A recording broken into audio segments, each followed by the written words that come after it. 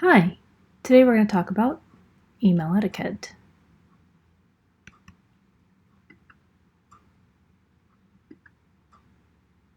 Etiquette, when we refer to it as IT etiquette, is sometimes called netiquette, as in internet.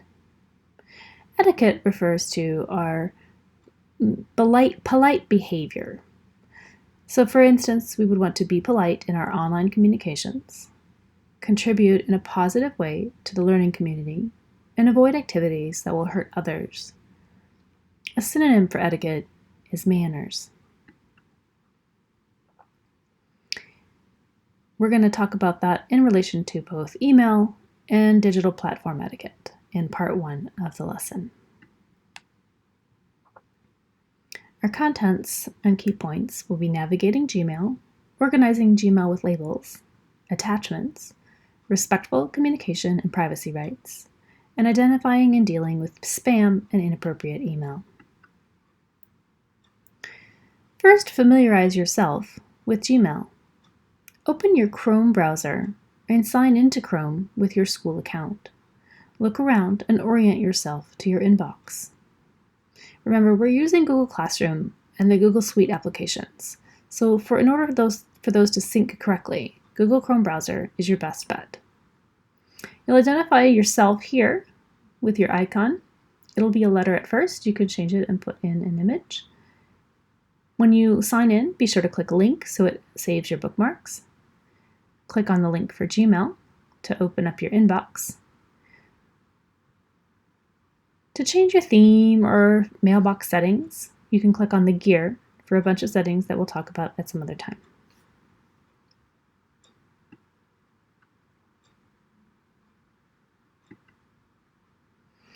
You'll want to organize your email inbox with labels. Only delete email you know you will not need in the future. To keep your inbox clean and organized, create labels to enable you to organize by subject. You will get emails from Google Classroom that may overwhelm your inbox. If the message contains useful information, label it for the course subject it refers to: English, math, social studies, etc. The next slide will show an example. When you open up an email, you will then see this icon that is circled in the slide. You will get this drop-down menu. You can create a new label, such as in this example, which I've made for English 7. Once you create it, it will appear in this top portion of the list.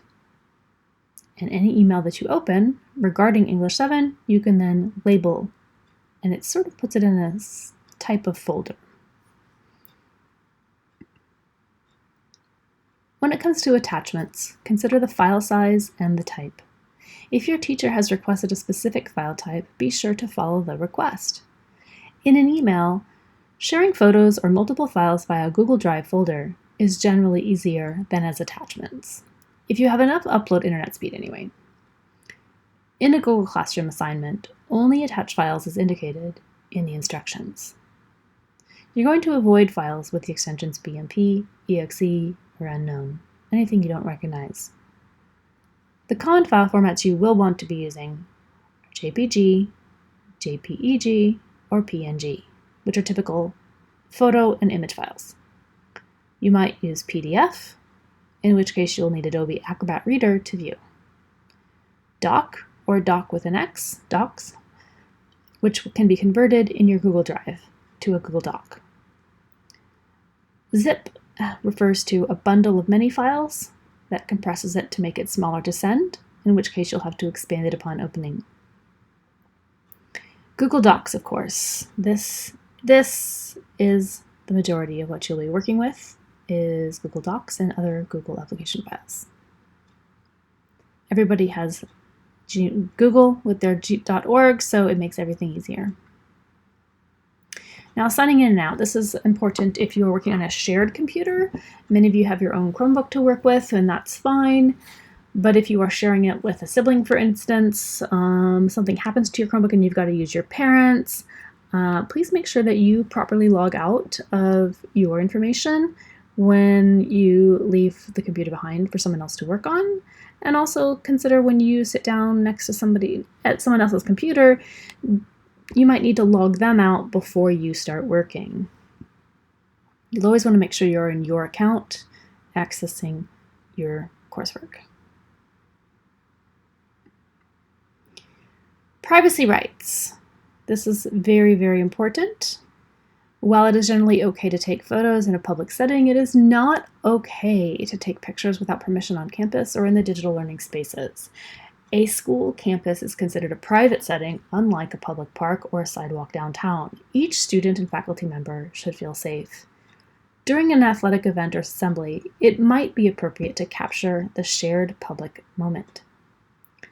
But during class, you must have permission from first the teacher, and then any classmate being photographed. This includes Google Meet, Zoom, or any other online platform in which the student or their work is visible.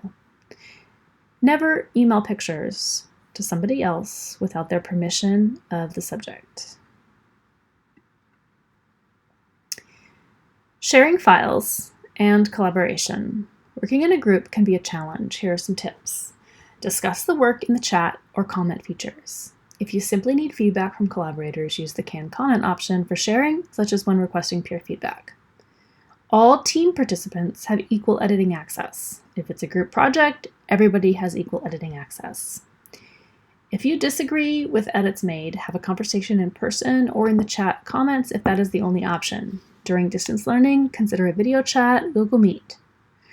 Listen to other people's suggestions and be willing to compromise. Discussion threads. Now this is whether it's a group email thread or an online discussion forum. Keep your grievances or complaints to yourself. Discuss the topic and avoid divergent conversations. If you disagree, state what you understand the speaker to be saying in case you misunderstood, and then offer another viewpoint in a professional voice.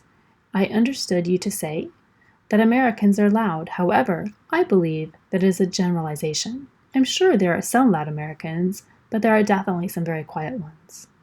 Notice how the example starts by identifying what the speaker heard and then politely transitions to an alternative viewpoint. Forwarding. Only forward emails with content that is meant to be shared. Respect the privacy of personal messages sent to you. Also, think before you type. Don't share information you wouldn't want forwarded. Sometimes it's better to say things in person or not at all, if it's not nice. Email. Consider what venue is best for a topic. Is email really the best choice? Email is typically for issues that involve a short response, at least in the professional setting of work or school. Also, for collaborating with colleagues in order to shorten meeting times. A Google Form survey might be best if you're doing research for maybe a project in science or something where you need to gather data from several individuals. Rather than emailing them, having them email you back with their responses, link a form in the email to those people and the form will collect the information in a more efficient manner. Now, you might want to be in person or video conference during distance learning for more complex discussions or issues that might be sensitive or easily misunderstood. What if? What if I get an inappropriate email, such as a message from someone who is bullying me? Someone used my account to send a message under my name. In both of these situations, get help from an adult. Tell a teacher or a counselor. Ask the person to stop, and if they continue, first tell the teacher again, and perhaps block the sender. But that might be part of your discussion with your teacher or counselor. If you need to unsubscribe, especially from advertisement emails, you're going to look for the unsubscribe button. Navigate to the drop-down menu to find the best option for unwanted email addresses. You'll have some options. You could just simply delete that message, right? You could block the sender, but make sure it's a sender that you would want to block. You can change this later, but try to make the choices based on what you might need or not need. You can report spam, obnoxious stuff being sent to you that's not related to anything. Report any phishing. Phishing has to do with when someone is asking for personal information such as your passwords or social security number, that kind of thing. Do not give those types of answers and report it. Okay.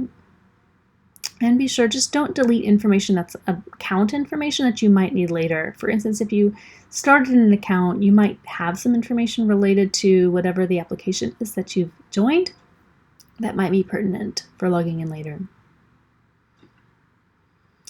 And as I mentioned, you can change your block address. You'll just go to the gear, choose settings, and navigate to filters and blocked addresses. Okay, and we'll pause before we continue talking about writing email.